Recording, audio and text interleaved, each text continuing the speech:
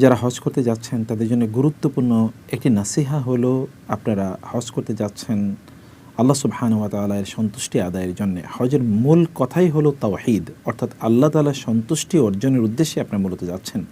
ফলে হজ যদি আমাদের তাওহীদ ভিত্তিক না হয়, তাহলে আমাদের এই হজ করে কোনো লাভ হবে না, কোনো কাজ হবে না। দেখুন আল্লাহ তাআলা কোরআনে শুরুই করেছেন ওয়ালিল্লাহি আলান নাসি হিজ্জুল বাইত, আল্লাহর উদ্দেশ্যেই মানুষ আল্লাহর ঘরে তারা হজ করতে যাবে, আল্লাহর উদ্দেশ্যেই। আল্লাহ তাআলা আল্লাহর উদ্দেশ্যেই বলেই তিনি শুরু করেছেন, এজন্যে যে মানুষ যেন অন্য কোনো উদ্দেশ্যে এই কাজটি না করে। হজের গোটা সফরটি একটা তাওহীদের সফর। আপনি প্রথম থেকে যখন আপনি ইহরামের কাপড় পরার যখন আপনি নিয়ত করেন, তখন আপনি বলেন যে লাব্বাইক আল্লাহুম্মা হাজ্জাতান বা লাব্বাইক আল্লাহুম্মা উমরাতান, হে আল্লাহ আপনার জন্যেই আমি হজ বা উমরা করতে যাই। একেবারে শুরুই কিন্তু আল্লাহ সুবহানাহু ওয়া তাআলার জন্যে আপনি করতে যাচ্ছেন বলছেন। এরপর যে আমরা তালবিয়া যেটি পড়ি, আপনি দেখুন গোটা তালবিয়াটি তাওহীদের ইস্যু, লাব্বাইক আল্লাহুম্মা লাব্বাইক। এটা বুঝে যদি আপনার পড়েন, তাহলে আপনারা বুঝবেন যে হজের সফরটি তাওহীদের একটি সফর। এবং এই কারণে আমাদের শুরু থেকে একেবারে স্টার্টিং অথবা আমাদের ইন্টেনশন মানে নিয়ত থেকে শুরু করে ফিরে আসা পর্যন্ত যদি তাওহীদের উপর প্রতিষ্ঠিত না থাকে আমাদের হজ, তাহলে হজ করে লাভ নেই। আমার মনে হয় আপনার যাওয়ারও প্রয়োজন নেই।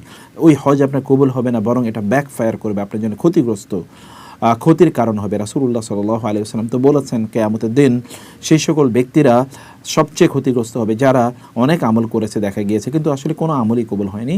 ফাজআলনাহু হাবাআম মানসুরা, কোরআনে যেটা আল্লাহ তাআলা বলেছেন, একদল লোকের আমলগুলো আল্লাহ তাআলা এগুলোকে মানে বিক্ষিপ্তভাবে আল্লাহ তাআলা উড়িয়ে দেবেন। এবং অন্য সূরাতুল কাহফে আল্লাহ তাআলা বলেছেন, কুল হাল নুনাব্বিউকুম বিল আখসারিনা আমালা আল্লাযিনা দাল্লা সাইয়ুহুম ফিল হায়াতিদ দুনিয়া ওয়া হুম ইয়াহসাবুনা আন্নাহুম ইউহসিনুনা সুনআ উলাইকা আল্লাযিনা কাফারু বিআয়াতি রাব্বিহিম ওয়া লিকাইহি ফাহাবিতাত আমালুহুম ফালা নুকিমু লাহুম ইয়াওমাল কিয়ামাতি ওয়াজনা।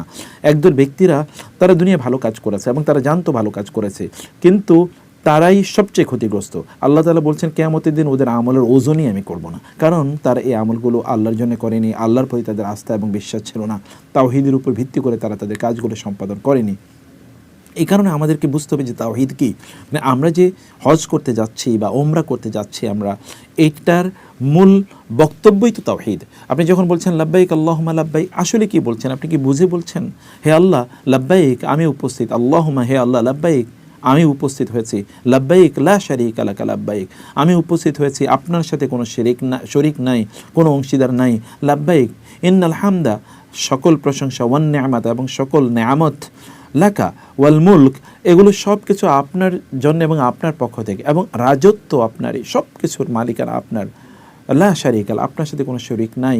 বারবার আমরা তার কথা বলছি, তার সাথে শরীক নাই, তার ডাকে আমরা সাড়া দিচ্ছি। সত্যিকার অর্থে তার ডাকে আমরা সাড়া দিচ্ছি কিনা। এবং আপনি দেখুন, আমরা যখন এহরামের কাপড় পরি, কেন এহরামের এই সাদা কাপড় আমরা পরছি? কিয়ামতের কঠিন ময়দানে আমাদেরকে আল্লাহ সুবহানাহু ওয়া তাআলার সামনে উপস্থিত হতে হবে। আমাদের যখন মৃত্যু হয়, তখন এরকম কাপড় পরেই কিন্তু আমরা আল্লাহর কাছে যাই।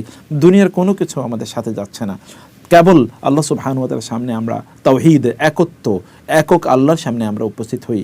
একক আল্লাহর কাছে আমাদেরকে জবাবদিহি করতে হবে। এবং আমরা যখন ধরুন আমরা যখন তালবিয়ার পাশাপাশি আরও যখন তাকবীরগুলো আমরা পড়ি, সেই তাকবীরগুলো কি? আল্লাহু আকবার, আল্লাহু আকবার, আল্লাহু আকবার। হে আল্লাহ, আপনি মহান, আপনি মহান, আপনি মহান। লা ইলাহা ইল্লাল্লাহ, আপনি ছাড়াও কোনো ইলাহা নাই।